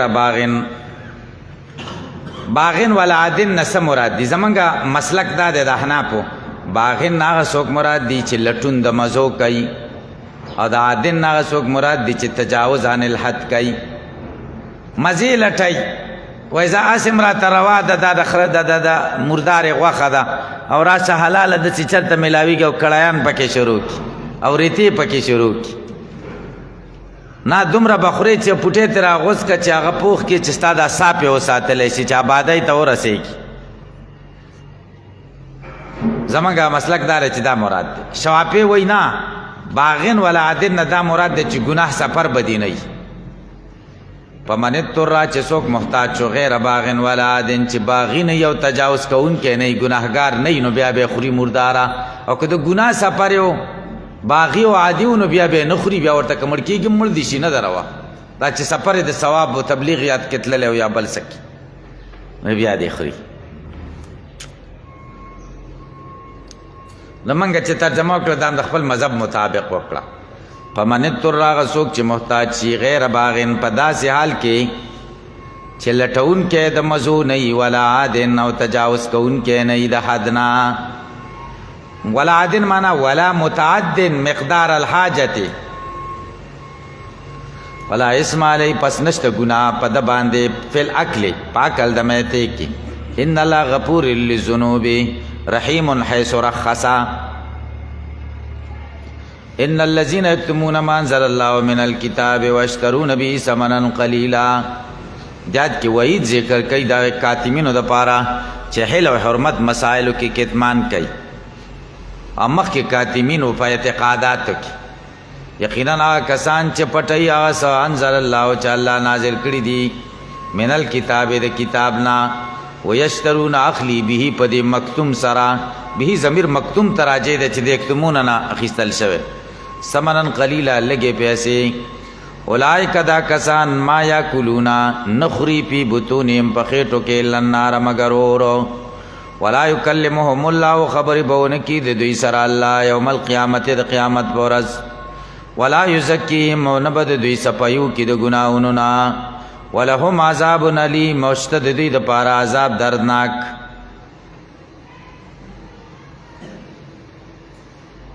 حق پټ کی او پای پیسې واخلي، دی په خېټو کې نه اچوي مګر اور اچوي، ځکه د دې اور سبب څه شی دی؟ دا سبب د حرام مال دی. نو ذکر د مسبب دی چې نار مراد ترېنه سبب دی. دا خو یو شو. ولا یکلمهم الله یوم القیامه، خدای به ورسره د قیامت پر ورځ خبرې نه کوي. تاسو باندې به اعتراض وارسي چې خدای خو به ورسره خبرې کوي، تپوسونه به ترې کوي چې داسې دې ولې کړي، داسې دې ولې کړي. جواب دا دی ولا یکلمهم الله کلاما یسرهم، داسې خبرې به ورسره نه کوي چې دوی پرې خوشحاله شي. ولا یزکیهم ولا یطهرهم من دنس ذنوبی، ولا یزکیهم معنا دا ده ولا یطهرهم من دنس ذنوبی، ولهم عذاب علیم او شته د دوی دپاره عذاب دردناک عذاب دی ورته. اولئک الذین دا هغه بد نصیبه خلق دي اشتروا الضلالة چې غوره کړی د ګمراهي بالهدى په مقابله د هدایت کې، والعذاب عذاب غوره کړی دی بالمغفرت په مقابله د مغفرت کې. فما اصبرهم علی النار، څه شکل کړي دي دوی په اور، یعنی دا کارونه خو سړی اور ته بوځي، دوی پوهېږي چې جهنم له بځو، نو دوی جهنم ته پتلو څه شکل کړي دي. ذالک دا عذاب دوی ته په څه وجه دی؟ ذالک کی اشاره عذاب ته ده. بیان الله په سبب د دې چې الله نزل الکتاب، کتاب نازل کړی دی بالحق په حق سره، بالبیان الحق. وان الذین اختلفوا، یقینا هغه کسان چې اختلاف کړی دی په کتاب په کتاب کې، لفی شقاق بعید، خامخا هغوی په اختلاف کې دي بعید چې لرې دی د حق نه. لفی شقاق معنا خلاف بعید عن الحق. لیس البر ان تولوا وجوهکم قبل المشرق والمغرب، ولكن البر من آمن بالله واليوم الآخر والملائكة والكتاب والنبيين. د دې ځای نه مسائل د جهاد او د انفاق شروع شو. اول په دې آیت کریمه کې لس صفتونه د مجاهد د پاره ذکر کړي. 15 داسې صفات دي چې تعلق د عقیدې سره دی. 15 د مجاهد داسې صفات ذکر کړي چې تعلق د عمل سره دی. بیا به څلور قوانین ذکر کړي د اصلاح د ملک د پاره. اول قانون قصاص، ظالم نه به بدله اخلي مظلوم د پاره. دویم دا چې تقسیم د اموالو به کوي په قانوني شرعي سره. دریم دا د روژې مسله ورته ذکر کوي لتمرین النفس، ځکه جهاد کې به لوږه او تند راځي، نو روژه کې به ته د لوږې او د تندې سره عادي شوی. څلورم به نهې ذکر شي د رشوت نه. جهاد خو کې ګوره خو حکومت ته ورسېدی نو رشوت به نه اخلي، نهې د رشوت نه به وشي. بیا باغ یسلونک ماذا ينفقون، اتلس قوانین به ذکر کې د تدبیر المنزل لپاره. جهاد خو کې خو خبره ده، دا خو سیاست مدني دی. تدبیر المنزل کې درنه کمزوري رانشي. اتلس مسائل به د تدبیر المنزل بیا ذکر شي. نو دې آیت کریمه کې لس صفتونه د مجاهد ذکر کوي. مجاهد کې به دا لس صفتونه 15 به د عقیدې سره تعلق لري. هغه اول دا دی چې ایمان به په الله لري، په ورځ د آخرت به لري، په ملایکو به لري، په کتابونو به لري، په پیغمبرانو به لري. دا 15 کارونه وي. 15 کارونه د عمل سره تعلق لري. مال به ورکوي، منځ به کوي، زکات به ورکوي، د وعدې پابندي به کوي، صبر به کوي په شدایدو کې. 15 خبرې دي. دیو جنا امام بیضاوی رحمه الله وی دا آیت جامع ترین آیات ته د انسانی کمالاتو د پاره. انسانیت چې څومره کمالات دي هغه په دې آیت کې شته.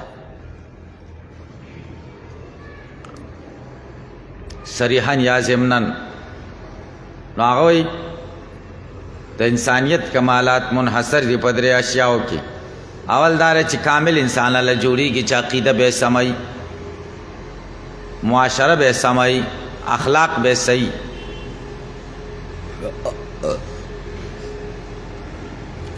ولكن البر من آمن بالله کې صحت د اعتقاد ته اشاره ده. واتى المال على حبه ذوي القربى واليتامى والمساكين وابن السبيل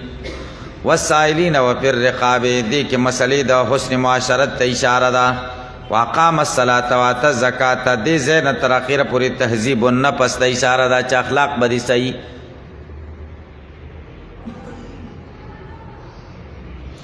دا آیت به مرتبط شي د قبله د مسلې پورې. قبله کې اختلاف مکوئ. دا ضروری نه ده چې مشرق ته مخ کوم یا مغرب ته. داسې نیکي نه ده. نیکي دار چې خدای حکم ومنه. نیکی دار چې په الله ایمان راوړه، د آخرت پر ورځ، په ملایکو، په کتابونو، په پیغمبرانو. مال مصرفوه د الله په لارو کې. منځ کوه، زکات ورکوه، وفا بالعهد کوه، صبر کوه. دا نیکی ده. دا څه جوړ کړي دي دې طرف ته منځ کوه او دې طرف ته. بس د خدای حکم دی چې کعبې ته منځ کوئ، موږ د خدای د حکم پابند یو. بس لیس البر رادانی کی ندا ان تولوا وجوهکم چې تاسو وګرځوئ مخونه ستاسو قبل المشرق طرف د مشرق ته، والمغرب یا طرف د مغرب ته. ولكن البر لیکن نیکی من آمن بالله، نیکی دا هغه چا دا چې ایمان لري په الله، والیوم الاخر په ورځ د آخرت، والملائکة په ملائکو ایمان لري، والکتاب په کتابونو ایمان لري، والنبیین او په پیغمبرانو. وآت المال او مال ورکي علاو بی سره د دینا چې محبت هم وي د مال سره. ذوی القربا خاوندانو د رشتې ته ورکي،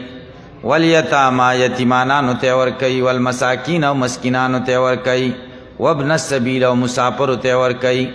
والسائلین او سوال کوونکو ته ورکي، وفي الرقاب او په غاړې آزادولو کې ورکي چې غلام په غاړه آزاد کړي. وقام الصلاة او منځ ودرئ، وآتى الزکاة زکات ورکوي، والموفون بعهدهم او همیشه پورا کون کی پوادو د دوی زاهدو چکل وادو کی والصابرین او صبر کون کی پل باسائے والضرائے پا فقر کی والضرائے پا بیمارے کی وحین الباس او پا وقت جنگ کی امزان کلک کی اولائک اللذین داغ خلق دی صدقو چی دوی رشتہ وین کی دی پا قول دی ایمان کی و اولائک دا کسان هم المتقون هم دوی بچ دی دا عذابوننا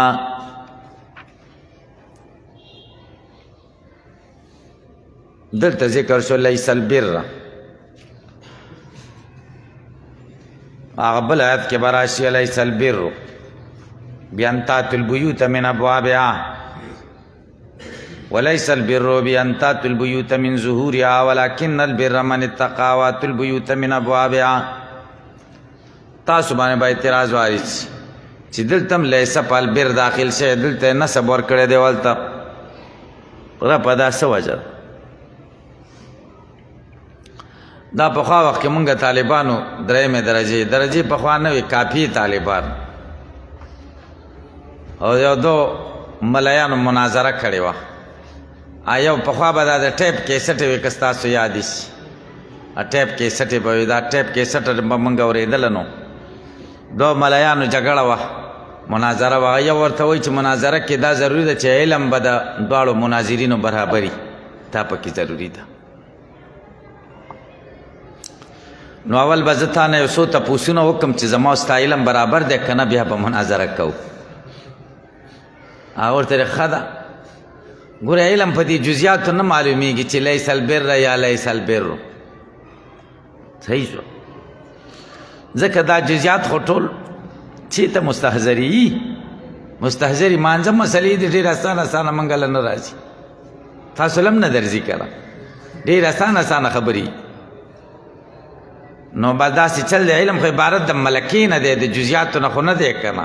ملکه دې ته وایي چې مثلا یو مسله پیښه شو کتابونه وګورې پیدای کې دې ته علم وایي نه یو ورته وایي چې زه تا نه تپوس کوم دا چې یو ځای کې خدای وایي چې لیس البر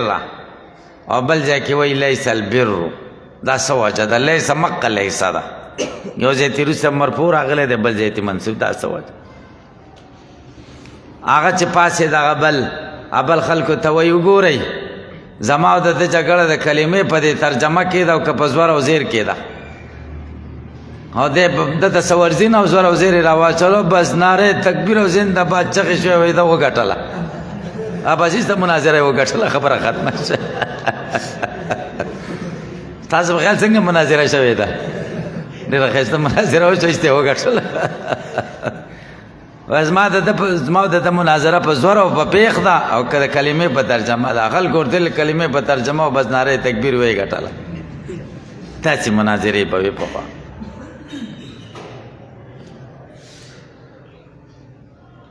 نو هغې وخت نه زه دې ته متوجه وم چې دی لیس البر او لیس البر چې دا څنګه دلته داسې ده چې د دې صحیح جواب به صحیح زه به په تلاش کې وم استاد نه به م تپوس استادان نه کوه موږ ویلې دی به نه یې کتلي نو هسې نه چې خجل نه شي دی به کتلي نه یا به ورته دوی توجه نه یې کړي خدا امام راضي رحمه الله تفسیر کبیر ډېر بهترین تفسیر دی تاسو سره که پیسې پیدا شي دا ځان لوالی ډېر ښایسته تفسیر دی چې څه سوال دی راشي چېرې دلته به دا څنګه یو وی ګورې نو هغه سوال دی پوره کېږي ستا شبهې ازاله کېږي که نه مسله درته واضحه کېږي ډېر بهترین دی بل دا اجمال او تفصیل دی په دې آیت کې دومره مسائل دي په دې آیت کې دومره مباحث دي ډېر کار برابر دی بس هر څه پکې اسانۍ سره پیدا کولی شي په ټولو کې بهترین تفسیر روح المعانی دی ځکه دا جامع دی د ټولو تفاسیرو د متاخرینو نه وکنه د دیارلسمې صدی عالم دی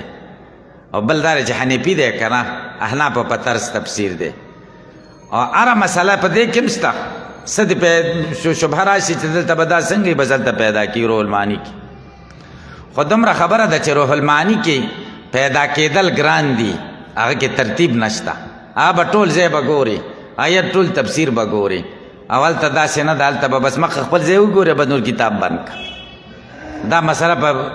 تفسیر کبیر کې بیا ما وکتله دلته مې لیکلې ده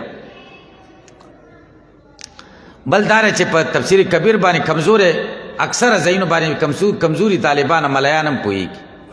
بعضې پکې ګران ځایونه دي علمي که نه د فلسفې او د معقولاتو هغه خو څه کوي هغه خو غټ غټ ملیان هم پرې نه پوهېږي او روح المعانی داسې شی دی چې ښه درس یې نه کړی د علم بلاغت د کتابونو او د نحوې د کتابونو نه په روح المعانی باندې پوهېدل ګران دي دا چې یو مولوي صاحب یو ورځ ما ته ویل ستا که څنګه مشوره ده زه دا تفسیر روح المعانی اخلمه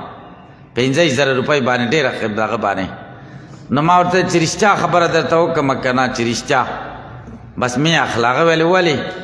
مال ما 25 کاله درس کړی دی اوس خو ډېر وشو دا پخوا وخت خبرې دي 25 کاله مې درس کړی دی اوس هیله په روح المعانی پوه شم ځکه د بلاغت او د نحوې خبرې دي تا درس نه دی کړی نو روح المعانی به څنګه کړي خو دا خبره په دې ملا باندې ډېره بده ولګېده زه پرې پوه شم طبیعت یې ډېر تریخ شه بیا څه وخت وروسته ورغلم المارۍ کې روح المعانی ایښی و اخیستی و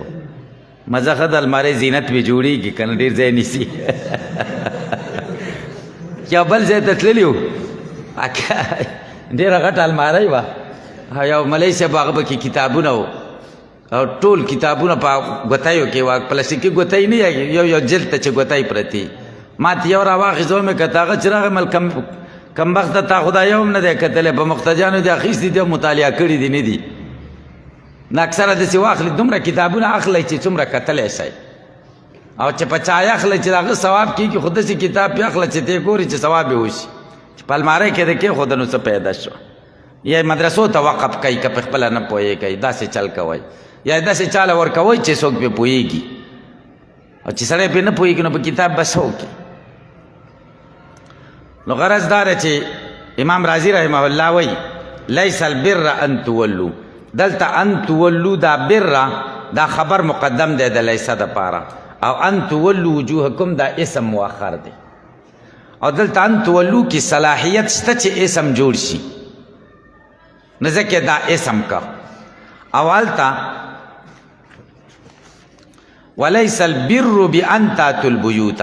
هلته بر اسم د لیسه دی ځکه اسم د لیسه خو مرفوعي کړه او بان تاتوا البیوت خبر دی هلته بان تاتوا البیوت کې صلاحیت د اسمیت نشته نو ځکه خبر کا کنه ولې پکې صلاحیت نشته ځکه با پې داخله شوې ده با خو په اسم د لیسه نه راځي کنه با په خبر راځي نو هلته چې کوم دی خبریت متعین و نو ځکه خبر کا او دلته په اسمیت صحیح کېده نو ان تولو اسم کو بر دغه کا خبر مقدم کو نو نیکی دا نه ده ان تولو وجوهکم چې تاسو مخونه واړوئ قبل المشرق والمغرب ولكن البر لیکن نیکی من آمن بالله دلته تاسو اعتراض وارد چې البر اسم د لکن نه دی من آمن بالله والیوم الاخر دای خبر دی او خبر د لکن نه حملی په اسم باندې او دلته حمل نه صحیح کېږي ځکه حمل د ذات به په وصف راشي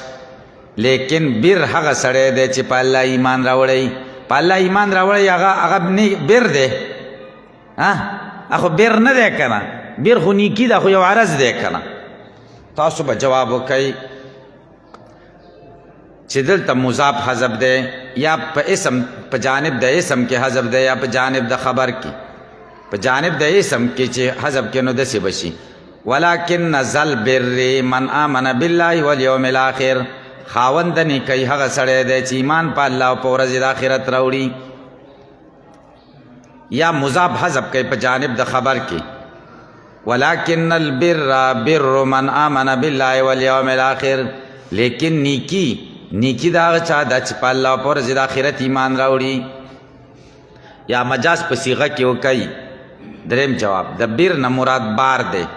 ولكن البار من آمن بالله والیوم الاخر لیکن نیکی کوونکی هغه سړی دی چې په الله ایمان راوړي په ورځې د آخرت او بار خو ذات مال وصف دی نو بیا په حمل د من صحیح کېږي که نه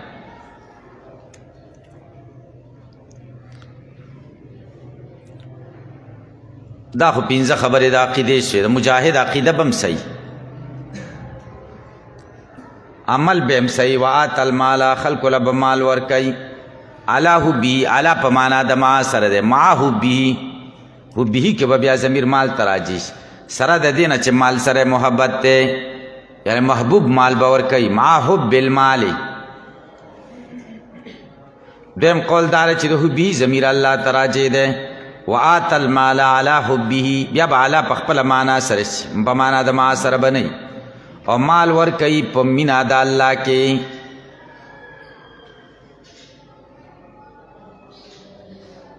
دریم قول دار چې حبه ضمیر ایتا تراجه ده چې کم آتانا اخیستل شوی دی آتانا. وآت المال مال ور کوي علی حبه مع حب الایتاء سره د دې نه چې د ورکړې سره محبت هم دی، صدقه یې خوښه مې چې ورکړې سره محبت.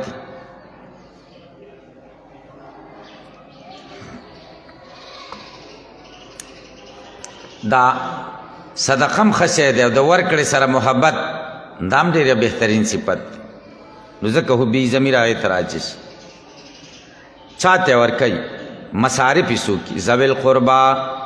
خاوندان د رشتې او یتیمانان او مسکینان و ابن السبیل مسافر. و ابن السبیل چاته وي؟ مسافر ته. مسافر ته و ابن السبیل وي د لارې بچی، معنا د لارې سره ملازمي او کله په یوه لار رواني کله په بل. والسائلین سوال کوونکو ته المستطعمین. وفي الرقاب معنا وفي فک الرقاب د غاړې آزادولو د مکاتبینو یا بندیانو.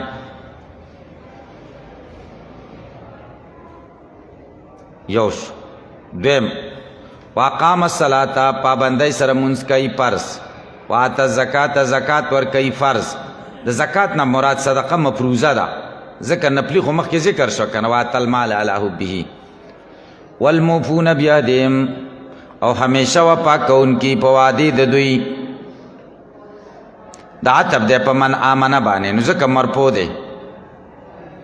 دویم دا دی اعتراض دی چې واوفا یې ولې ونه ویلې؟ واوفا اقام او د اتا سره به مناسبت راغلی وي. جواب دار چې په دې کې اشاره دی وجوب د استقرار د وفا ته. وجوب د استقرار د وفا ته چې د وفا استمرار دا واجب دی. بعضې وایي چې په دې کې اشاره د دې خبرې ته چې دا مقصود به ذات ده دا وفا. اسلوب یې ځکه بدل که چې دا مخکې مسلې چې ذکر شي د دې تعلق د حقوق الله سره و. والموفون بعهدهم اذا عاهدوا د دې تعلق د حقوق العباد سره دی، نو مفهوم یې جدا و نو لفظ یې جدا که. والصابرین وامده الصابرین دا منصوب دی مفعول دی د پهلې محذوفه دپاره او زمت حکم د صبر کوونکو فی الباساء فی الفقر والشدت والضراء په مرض کې وحین الباس او په وخت د باس. وحین الباس معنا په وخت د قتال کې، په وخت د جنگ کې. باس جنگ ته وایي. دلیل سره دلیل سورة الاحزاب 13 آیت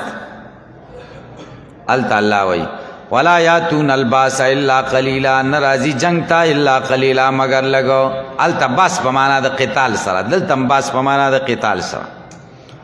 اولئک الذین صدقوا دا خوش نصیب خلق دی صدقو چې رښتیا ویلي دي په دعوی د ایمان کې. اولئک دا کسان هم المتقون دوی پرهیزګار دي. هر کله چې د تربیت د مجاهد د پاره لس صفتونه ذکر شو، اوس یو څلور مسلې ذکر کوي د امور انتظامیونه چې جماعت د مجاهدینو په منظم او اتفاقی. اول دا چې مظلوم نه با قصاص او بدله اخلي ظالم د پاره قصاص مسله. یا ایها الذین آمنوا یا د ایمان والاو کتب علیکم القصاص پر شوه د پتا سو باندې برابر په قتل په بار د مړو کې. الحر بالحر اصل بوجل کیږي بالحر پاسل باندې. والعبد غلام بوجل کیږي بالعبد په غلام باندې. والانثى خذ بوجل کیږي بالانثى په خذ باندې. دا قصاص کو صلح وشو قصاص نکوما پیسې راکه دیت اخلم، نو اوس الله د دیت د اخیستو طریقه ورښیي. د مقتول ورثه ته وایي چې تاسو به همیشه د هغه دروازې ته نه یې ولاړ چې پیسې مې راکه، او د قاتل ته وایي چې تم داسې مه کوه چې عافیه درته وکړه نو کور لی ور وړه دې ته مه مجبوروه چې ستا دروازې له ولاړي. دا مصالح دي مصالح. امور مصلحه. فمن عفی له هغه څوک چې عفو کړی شي دته من اخیه د ورور نه شیء څه شی، تعبیر یې په ورور سره وکړو، اگر چې قتل یې کړی دی خو ستا ورور دی خیر دی. فاتباع بالمعروف نو واجب دی په ده باندې لټون شاته کېدل په نیکې طریقې سره، چې د پیسو پسې به شاته شي په نیکې طریقې سره. واداون الیه باحسان، او ادا کوي به ده ته باحسان په نیکې طریقې سره. فاتباع بالمعروف دا د مقتول ورثو ته دا حکم متوجه دی. واداون الیه باحسان دا د قاتل او د قاتل ورثو ته متوجه دی. ذالک تخفیف من ربکم، دا دیت په قتل عامت کې او یا قصاص. تخفیف من ربکم دا سپکواله دی د رب ستاسو د طرفه، او رحمه او مهرباني د خدای ده. فمن یتدا بعد ذالک، چا چې تجاوز وکړو پس د دینه دیت دې تم واخیست او سړی دې مواجو، فله عذاب علیم، شته د ده دپاره عذاب دردناک. تصدیر وکړه په یا ایها الذین آمنوا سره، اشاره دې خبرې ته وکړه چې قصاص ډېر سخت شی دی، غاړه ایښودل ورته ګران دي. نو یا ایها الذین آمنوا خطاب ورته خوږ وکړو چې دا ګران کار ورته اسانه شي په دې خوږ خطاب سره.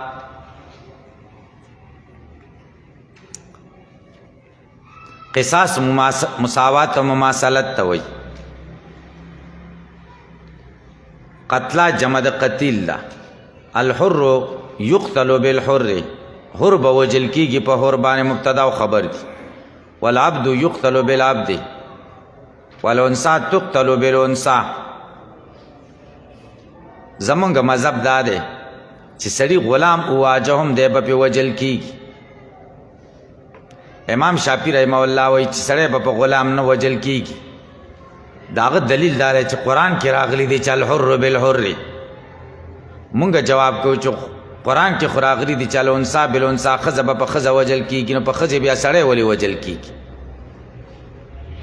نو مونږ وایو چې دلته یو جهت ذکر شوی چې حر به په حر وجل کیږي،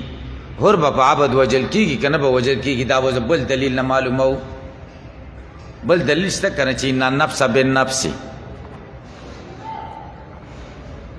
او بل حدیث دی چې المؤمنون تتکافأ دماؤهم، د مؤمنانو وینې سره یو برابر دي. فمن عفی له من اخی شیء، د اخی نه مراد ولی د مقتول دی.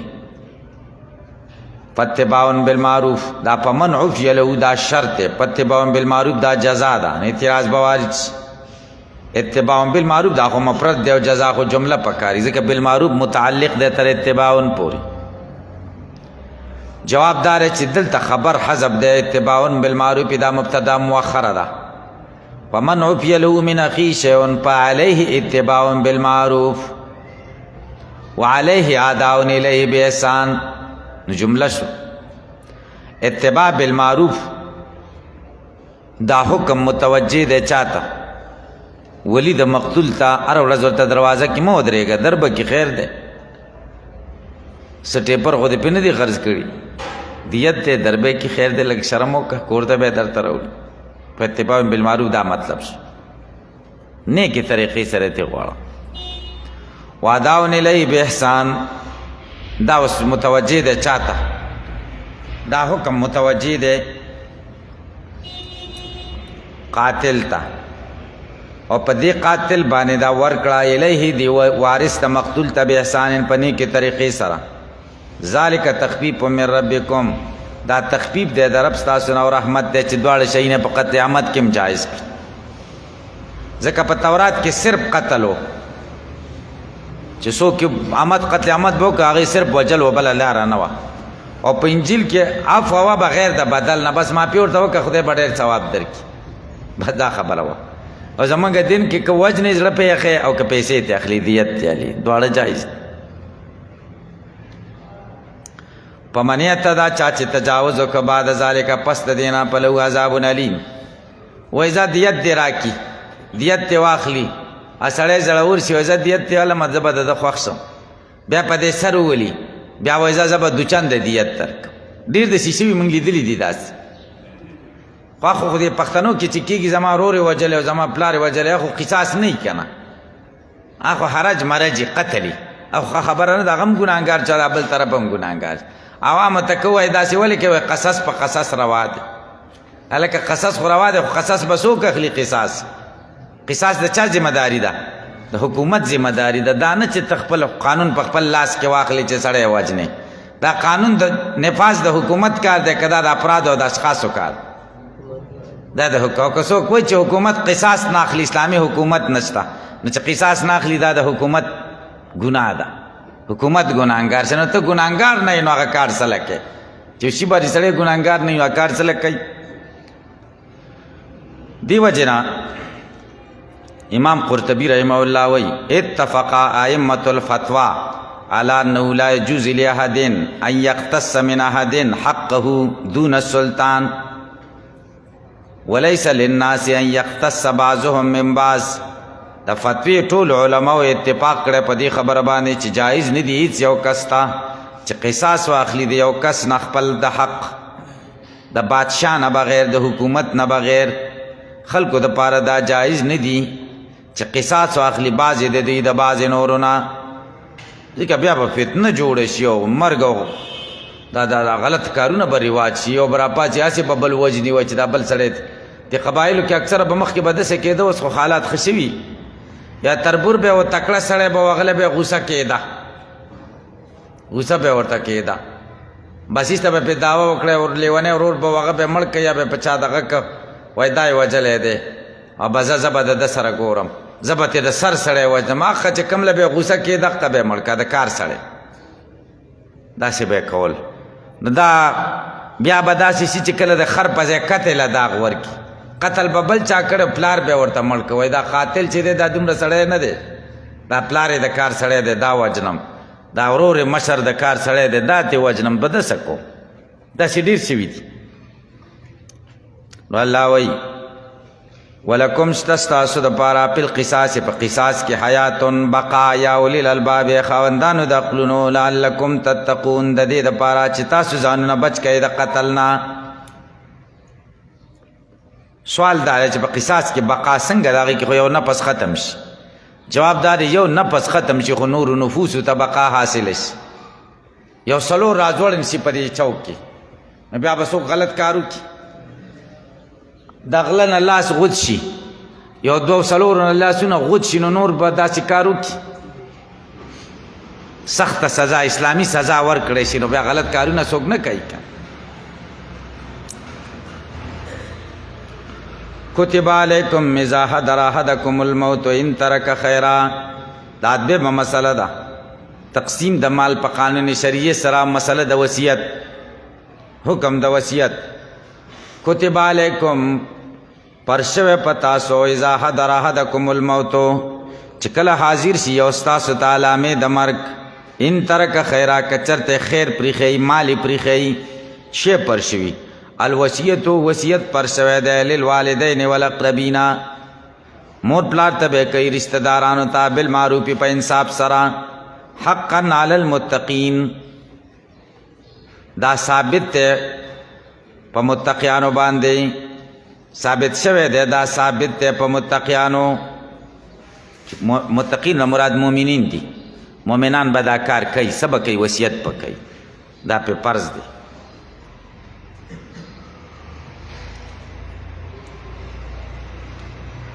الوصیتو دا نائب فاعل دی د کتبه دپاره اذا حضر احدکم الموت کتب علیکم الوصیتو چې مرګ راشي نو وصیت چې مرګ راغی بیا وصیت څوک کولی شي علامې د مرګ راشي ښه او دا وصیت بچا ته کوي دا وصیت په کم صورت کې دی ان ترکه خیره که مال یې پرېښی که مال ترې نه پاتې نو بیا به د څه شي وصیت وکړي بیا خو نه شي کولی دا وصیت د والدینو دپاره د اقربینو دپاره بالمعروف حقا علی المتقین دا په ابتدا د اسلام کې و د دې آیت حکم منسوخ دی ښه اوس وصیت نشته د والدینو د اقربینو ځکه در چا حصه معلومه ده په میراث کې حدیث دا آیت منسوخ شوی د په حدیث باندې لا وصیت لوارثین مشهور حدیث دی عند الفقهاء نو په هغې باندې دا منسوخ شوی دی فمن بدلهو پس هغه څوک چې دا وصیت بدل کی بدلهو کی ضمیر عیسی ته راځي د وصیت کول فمن بدلهو غیرهو چې څوک بدل کی دا عیسی بعد ما سمعهو پس د هغې نه چې واوري هغې لره فانما اسمه یقینا ګناه د دې تبدیل علی الذین په هغې کسانو دا یبدلونه چې بدلوي هغې عیسی لره ان الله سمیع یقینا الله پوهه دی اورېدونکی دی بقول الموسی علیم دی بجور المبدل په ظلم د هغه چا چې څوک بدلول کوي اوس داسې خبره ده ویریږي چې دا وصیت کوونکی دا سړی چې مړ کېږي دا به ما سره ظلم وکړي ما ته به عیسی رانه کړي راشه بس یو څو روپۍ ته راته واخله بل سړي ته ووایي او به دا پیسې د سر وخوري چاله ورکوي جوړه روغه راته وکړه او ورته روغه جوړه وکړي او څه پیسې ته ورته والي نو دا جایزه ده پمن خاپه پس هغه څوک چې ویریږي من موسین د وصیت کوونکي نه جنپن د میلان باطل تا او اسمن یا د ګناه جنب او اسم میلان بل چاہتا ما ته به لږ عیسی راکړي او اسم یا د ګناه نه ویریږي ما ته به بلکل عیسی رانه کړي اسم بلکل به عیسی رانه کړي جنب کمه به راکړي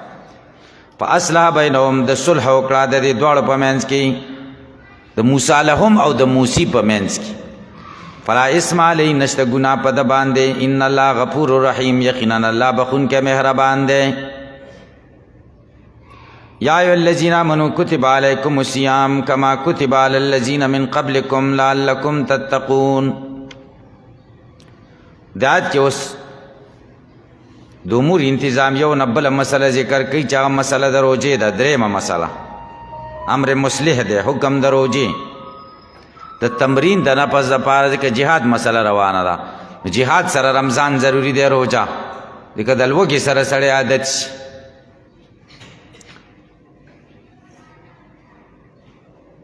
دلته اعتراض دی چې دلته تصدیر په یا ایها الذین آمنوا سره وکړو قصاص تصدیر په یا ایها الذین آمنوا سره کړی منځ کې کتبه ذکر کا حکم د وصیت بغیر د خطاب نه دا ولې جواب دار چې دای بغیر د خطاب نه ځکه ذکر شکه چې نږدې و یا ایها الذین آمنوا کتب علیکم القصاص سره دا خطاب مؤمنان ته سره مقارنت و او د دې او د هغې په منځ کې د صوم او د قصاص په منځ کې بعد راغی نو بیا یې تصدیر په یا ایها الذین آمنوا سره وکړو اے د ایمان والاو کتب علیکم الصیام پر شوی دا پتا سروجا کما کتب لک څنګه چې پرس کړل شوی دا الذین پای کسانو من قبلکم چې تاسو نه پخاو لعلکم د دې د پاره تتقون چې تاسو ځانونه بچ کړئ د ګناهونو نه آیت کې درې خبرې دي یو خدای بیان د فرضیت د صوم کتب علیکم الصیام دویم عموم د فرضیت د روجه کما کتب علی الذین من قبلکم کې ورته اشاره شي او د عموم پیدا دار چې آسان شي کم سخت شي چې عام شي نو آسان شي دریم فائدہ د روجه لعلکم تتقون فائدہ پکې څه ده چې تاسو کې تقوا پیدا شي د صیام نه مراد صیام شهر رمضان دی صیام شهر رمضان ماده د صوم قرآن کریم کې سوار لسکرته ذکر شوی کما کتب علی الذین لک څنګه چې پر شوی وا پای کسانو من قبلکم چې مخکې ستاسو نه و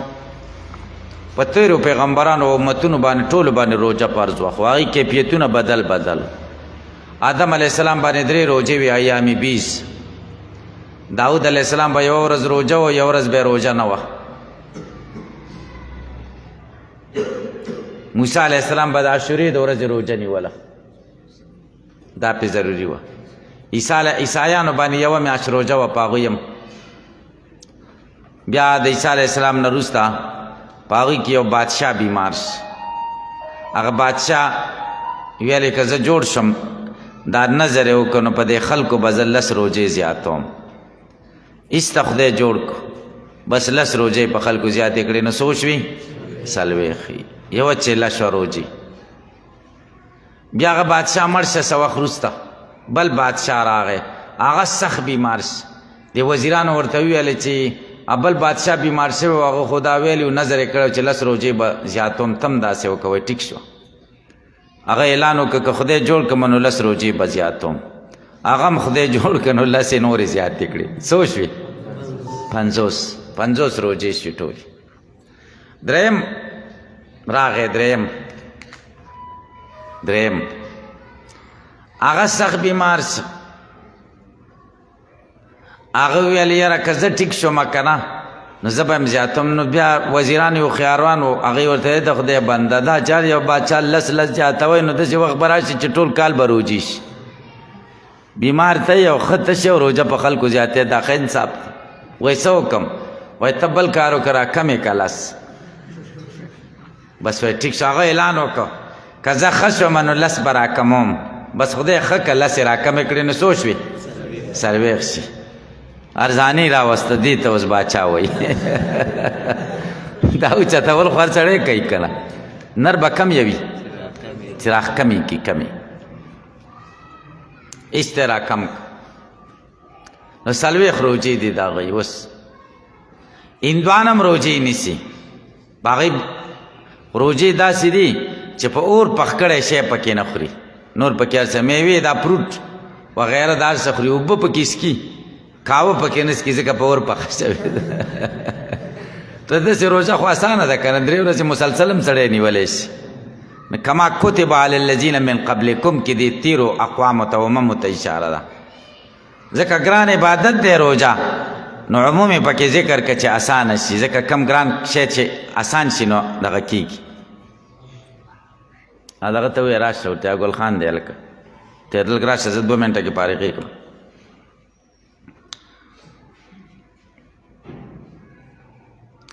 لعلکم تتقون دې دپاره ذکر کا چې د دې کې څه پیدا شي تقوا پکې پیدا شي د دې دپاره په تاسو ضروري شوې ده چې تقوا پیدا شي تقوا